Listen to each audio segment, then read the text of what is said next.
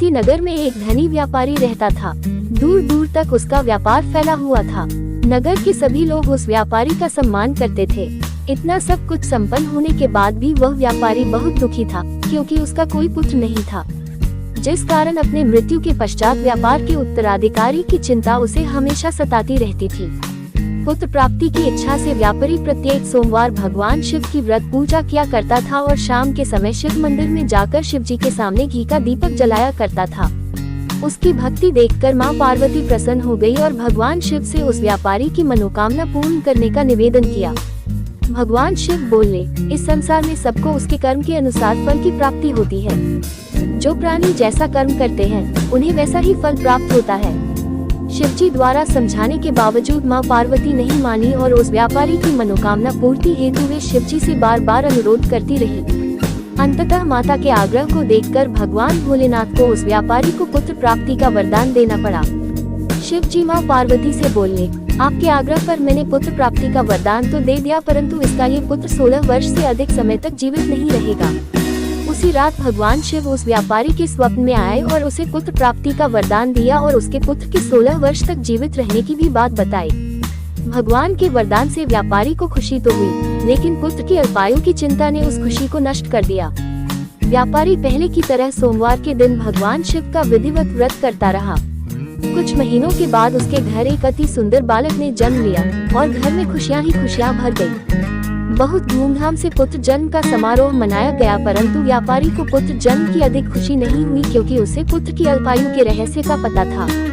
जब पुत्र 12 वर्ष का हुआ तो व्यापारी ने उसे उसके मामा के साथ पढ़ने के लिए वाराणसी भेज दिया। लड़का अपने मामा के साथ शिक्षा प्राप्ति हेतु चल दिया। रास्ते में जहाँ भी मामा भांजे विश्राम हेतु रुकते, वहीं यज्ञ करते और ब्राह्मणों को भोजन कराते। लंबी यात्रा के बाद मामा भांजे एक नगर में पहुँचे। उस दिन नगर के राजा की कन्या का विवाह था, जिस कारण पूरे नगर को सजाया गया था।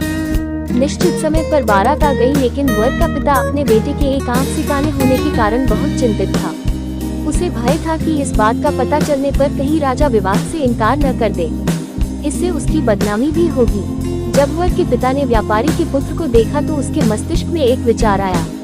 उसने सोचा, क्यों न इस लड़के को दूल्हा बनाकर राजकुमारी से विवाह करा दूं। विवाह के बाद इसको धन देकर विदा कर दूंगा और राजकुमारी को अपने नगर ले जाऊंगा।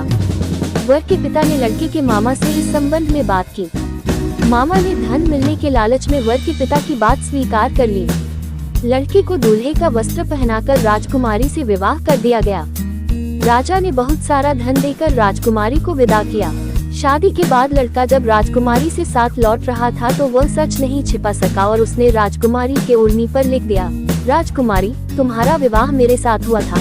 मैं तो वाराणसी पढ़ने के लिए जा रहा हूँ और अब तुम्हें जिस नवयुवक की पत्नी बनना पड़ेगा वह कान्हा है।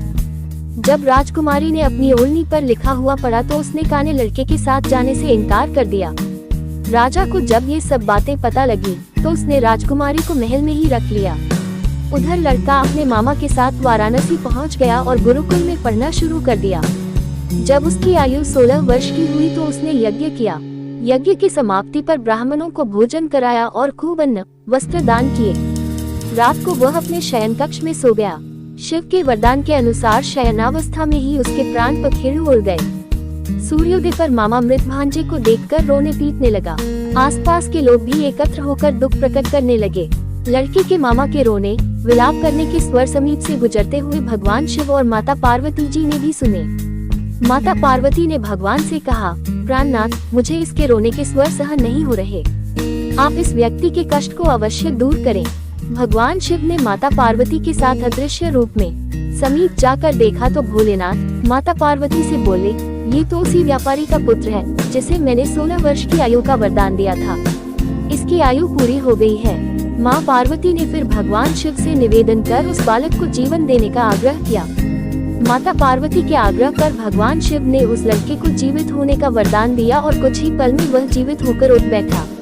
शिक्षा समाप्त करके लड़का मामा के साथ अपने नगर की ओर चल दिया। दोनों चलते हुए उसी नगर में पहुँचे जहाँ उसका विवाह हुआ था।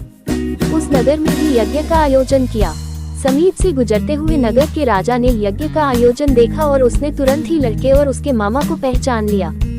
यज्ञ के समाप्त होने पर राजा मामा और लड़की को महल में ले गया और कुछ दिन उन्हें महल में रखकर बहुत सा धन, वस्त्र आदि देकर राजकुमारी के साथ विदा कर दिया। इधर भूखे प्यासे रहकर व्यापारी और उसकी पत्नी बेटे की प्रतीक्षा कर रहे थे। उन्होंने प्रतिज्ञा कर रखी थी कि यदि उन्हें अपने बेटे की मृत्यु का समाचार मिला तो दोनों अपने प्राण त्याग देंगे, परंतु जैसे ही उसने बेटे के जीवित वापस लौटने का समाचार सुना तो वह बहुत प्रसन्न हुआ। वह अपनी पत्नी और मित्रों के साथ नगर के द्वार पर पहुंचा। अपने बेटे के विवाह का समाचार सुनकर पुत्रवधू राजकुमारी को देखकर उसकी खुशी का ठिकाना न रहा।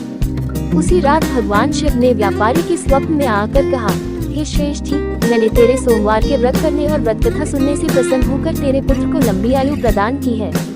पुत्र की लंबी आयु जानकर व्यापारी बहुत प्रसन्न हुआ। शिव भक्त होने तथा सोमवार का व्रत करने से व्यापारी की सभी मनोकामनाएं पूर्ण हुई। इसी प्रकार जो भक्त सोमवार का विधिवत व्रत करते हैं और व्रत कथा सुनते हैं उनकी सभी इच्छाएं पूरी होती हैं।